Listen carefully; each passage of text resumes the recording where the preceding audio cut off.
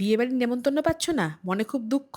একদম দুঃখ করো না। আজ তোমাদের সাথে শেয়ার করব অনুষ্ঠান বাড়ির মতো ছ্যাঁচড়া। পুঁইশাক না হলে তো ছ্যাঁচড়া হবে না, তা পুঁইশাকটা ভালো করে কেটে ধুয়ে রাখলাম। ফ্রিজে দেখি দুটো শুটকো মতো বেগুন পড়ে আছে। বেগুনগুলো কেটে নিলাম। কুমড়োগুলো বড় বড় করে টুকরো করে নিলাম, কিছু আলুও কেটে নিলাম। এই ছ্যাঁচড়া কাতলা মাছের মাথা দিয়ে হয়, আজকে কিন্তু আমি করবো ভেটকি মাছের মাথা দিয়ে।